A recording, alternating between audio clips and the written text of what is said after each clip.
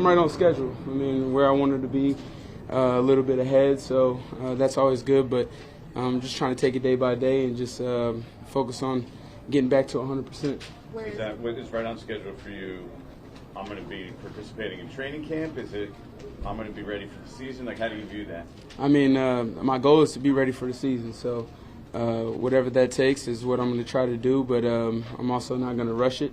We get to that time and I'm not feeling right, then that's just what it's going to be. But that is my goal, and I'm just take it day by day, like I said, and try to be the best I could be that day. What's going on, family? Back out here with the Juke, man. Today we'll be talking about Sterling Shepard and why he's honestly probably a Giants legend. Not in terms of accomplishments, not in terms of accolades, but this guy just sticks in and day out. No matter what injury he had, no matter what he has going on, he always shows up and works hard, plays hard, and we just got to talk about Sterling Shepard for a little bit, man. I told y'all, this is where I like to do that. I told him, I'm going to be patient. I like to make that shit happen when it counts. Sterling Shepard is coming off a torn ACL.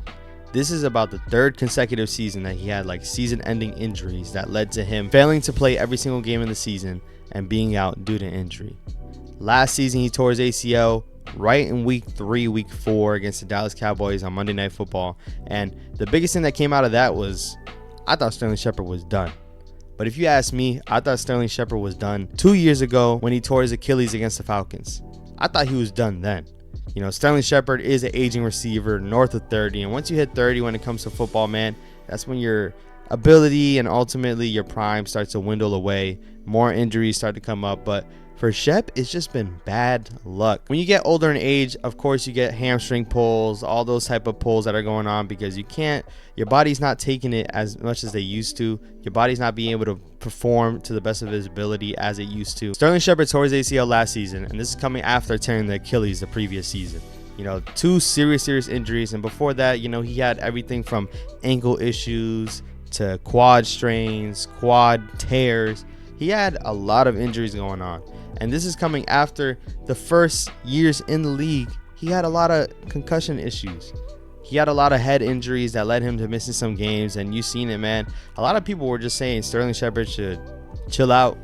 Ultimately, because he had like 3 or 4 concussions early on, man. It was very bad. Or even if it wasn't 3 or 4, it felt like 3 or 4 concussions back to back in those first couple seasons with the Giants. But Sterling Shepard is the longest tenured Giant on this team right now. You know, he was on the team with Odell Beckham, Brandon Marshall, who we thought that wide receiver trio was going to be something crazy. It didn't end up living into the hype. But he played with Eli Manning, was Eli Manning's security blanket after Odell was gone for a little while. And ultimately, man, he's just been a New York Giant from day in to day out. He's ultimately handled everything off the field perfectly. You never hear anything wrong with Sterling Shepard in the media. Nothing crazy going on with Sterling Shepard. When you're a wide receiver in New York, let alone playing for the New York Giants, a lot of things you have to live up to, and a lot of things can be going on in your social life that would just leak out to the media every single time. Sterling Shepard being able to handle all of that, I applaud him, man. And once again, the biggest thing that's coming out of this is all his injury issues that he's had, and he still comes in and day out and tries to make an impact on this team, not only being a veteran leader for these other wide receivers, but also playing on this team. You know, I'm not gonna lie, I made a couple videos talking about the wide receiver trio, the wide receiver group that's going on this team, and we got a for sure group of people that's gonna be there, right? Isaiah Hodgins, Darius Slayton, Wan'Dale Robinson, Jalen Hyatt. Those guys are cemented in, and that's not including a Paris Campbell. That's not including all these other guys that, you know, we just picked up that we think can make an impact on this team. That's not including any of those guys. So after that, if you ask me, I didn't think Sterling Shepard was going to make this team.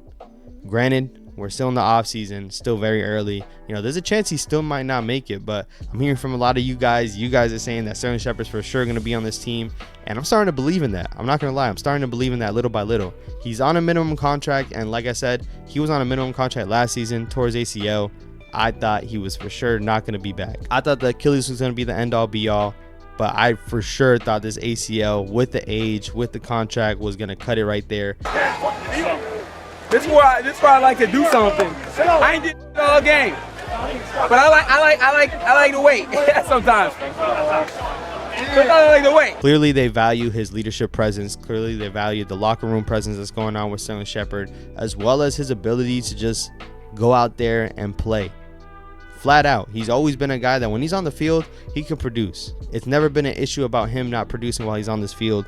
You know, coming out of the slot, going out wide, he does everything crisp, runs good routes, and ultimately, he doesn't have the same speed that he had anymore, but you still seen him take the top off of the Titans defense on the first game of the season last season. Daniel Jones clearly trusts him. Everybody trusts him.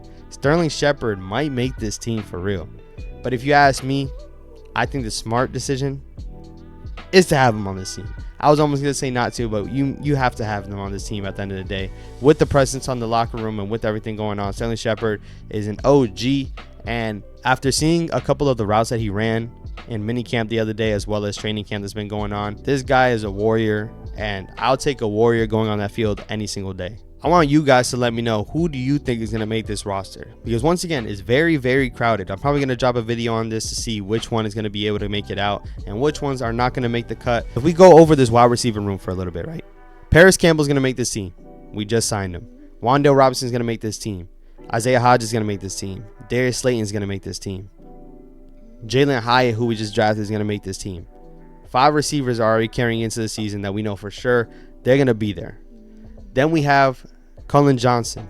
Everyone loves Cullen Johnson, and I'm going to make a video on him shortly as well, man. He's coming off of an injury as well, but people are impressed with him in camp the previous season, also this season. 6'6", big frame, and ultimately, man, he should be a big target.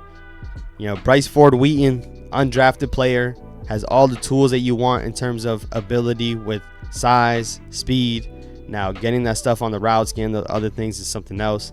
Jamison Crowder, you know, he was still a productive dude that could probably, you know, be very versatile for this offense. He's someone that still can make this roster. David Sills Army, I don't know if that exists anymore after last season. You know, all I got to picture is him slipping in that Cowboys game, and ultimately, you know, I can't see him on the field anymore. But Sterling Shepard was not even listed out of the 9 receivers that I just listed. It's going to be tough for him to make this team. I'm not going to lie. We're going to have to part ways with some people that we might not want to, and he might be one of them. But I want you guys to let me know down in the comments, man, who do you think is going to be able to make this team, man? If you haven't already, subscribe down below. Road to 1K is still active, man. If you haven't seen my other videos, I got more videos to the left right here. And I appreciate y'all so much. Once again, we did hit 1,000. And if you didn't notice already, I was able to upgrade the camera. Big shout out to you guys on that, man. Because once again, it's not like I'm making any type of money or any type of revenue when it comes to this. But the biggest thing that I was looking at is it's worth investing my time, worth investing equipment, worth investing some money into this situation. Knowing that, you know, I have a lot of good supporters and knowing that, you know, the potential is still there to grow. So I appreciate y'all so much. Once again, I'm diving in every single day and diving in even deeper as we go on this journey, man, and appreciate y'all for joining the Juke family, man. Once again, if you haven't already subscribed, I will catch you on the next one. I got more Giants content coming through. Peace. What's going on, family? Back on here with the Juke, man. And calling all the Daniel Jones haters, pull up to this video, watch this video real quick. The New York Yankees lose the series. We get swept back in the third quarter. The third quarter was really when we started to make our moves. Then DeMar, banger. Make sure you subscribe to the Juke.